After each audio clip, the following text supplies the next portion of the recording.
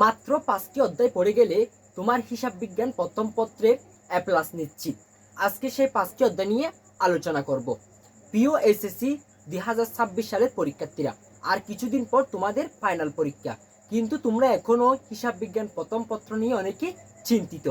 আজকে মাত্র 5টি অধ্যায়ের কথা বলবো, যে 5টি অধ্যায় মনোযোগ দিয়ে পড়ে গেলে তুমি নিশ্চিত A+ পাবে হিসাব বিজ্ঞান প্রথম পত্রে।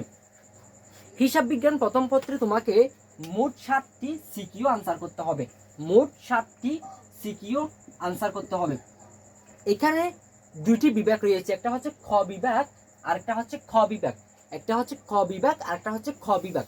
খ বিভাগে তোমাকে আর্থিক বিবরণী অর্থাৎ নবম অধ্যায় থেকে 2টি সৃজনশীল অবশ্যই আনসার করতে হবে। অর্থাৎ খ বিভাগে আর্থিক বিবরণী থেকে 2টা সৃজনশীল অবশ্যই আনসার করতে হবে। যদি এখানে 2টা সৃজনশীল আনসার করো তাহলে এখানে তোমার থাকবে হচ্ছে 20 নাম্বার। কত নাম্বার? 20 নাম্বার। এখন 70 পেতে হলে আরো কত নাম্বার লাগবে? 50 নম্বর লাগবে। খ বিভাগ থেকে 5টা সৃজনশীল আনসার করতে হয়, অর্থাৎ 5টা সিকিউ আনসার করতে হয় খ বিভাগ থেকে। খ বিভাগে আমাদের মোট 9টি অধ্যায় রয়েছে। মোট 9টি অধ্যায় রয়েছে।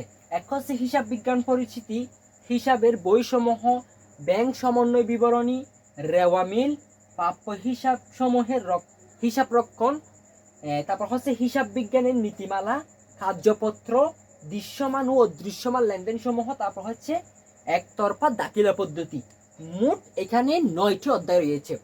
এখানে যে হিসাব বিজ্ঞানের নীতিমালা অধ্যায়টি রয়েছে, এখান থেকে কোনো প্রশ্ন আসে না যদি আমরা সেটা বাদ দিই। আর 8টি অধ্যায় রয়েছে, এই অধ্যায়গুলো খুবই গুরুত্বপূর্ণ। কিন্তু এখান থেকে যদি তুমি 5টি অধ্যায় পড়তে পারো, সর্বমোট যদি এই যে 8টি অধ্যায় রয়েছে এখান থেকে যদি 5টি অধ্যায় পড়তে পারো তাহলে তুমি অবশ্যই এখানে 5 নাম্বার অর্থাৎ 50 নাম্বার, 5টা সৃজনশীল আনসার করে 50 নাম্বার তুমি খুব সহজেই তুলতে পারবে। প্রথমে হচ্ছে হিসাব বিজ্ঞান পরিচিতি। হিসাব বিজ্ঞান পরিচিতি খুবই গুরুত্বপূর্ণ একটি অধ্যায়। এখান থেকে অবশ্যই একটি প্রশ্ন আসবেই। তাহলে এখানে যদি হিসাব বিজ্ঞানের পরিচিতি এটা যদি একটা হয়, এখানে আছে 10। তারপর হচ্ছে হিসাবের বইসমূহ, এখান থেকে অবশ্যই একটি প্রশ্ন আসবেই হিসাবের বইসমূহ থেকে। তাহলে এখানে যদি 10 হয় তাহলে আমরা 20 পেলাম। আর একটা হচ্ছে ব্যাংক সমন্বয় বিবরণী। ব্যাংক সমন্বয় বিবরণী থেকে মাঝে মধ্যে 2টাও চলে আসে প্রশ্ন। আচ্ছা, আমরা যদি সেখান থেকে একটা ধরি তাহলে এখানে ব্যাংক সমন্বয় বিবরণী থেকে একটা, তাহলে আরো 10। তারপর হচ্ছে রেওয়া মিল। রেওয়া মিল থেকে প্রায় সময় আমরা দেখি কোনো বোর্ডে 2টি প্রশ্ন এসে থাকে। একটা হচ্ছে এমনি সাধারণ রেওয়া মিল প্রস্তুত করতে বলে, আর একটা হচ্ছে ওই ভুল সংশোধনী রেওয়া মিল তৈরি করতে বলে।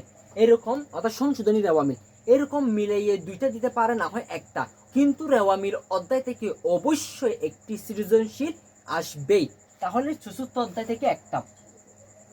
এই যে প্রথম যে 4টি অধ্যায় রয়েছে 1 2 3 4, 1 2 3 4, অর্থাৎ হিসাব বিজ্ঞান পরিচিতি, হিসাবের বইসমূহ, ব্যাংক সমন্বয় বিবরণী, রেওয়া মিল।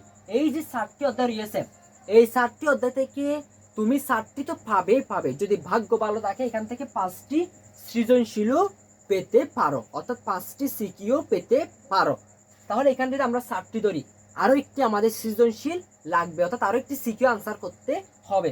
এখানে যে দৃশ্যমান ও দৃশ্যমান লেনদেন সমূহের একটি অধ্যায় রয়েছে, অর্থাৎ 8ম অধ্যায়। হিসাব বিজ্ঞান প্রথম পত্রে যে 8ম অধ্যায়টা রয়েছে দৃশ্যমান ও দৃশ্যমান লেনদেন সমূহের, এটা এইখান থেকে কোনো বোর্ডে 2টি সৃজনশীল এসে থাকে।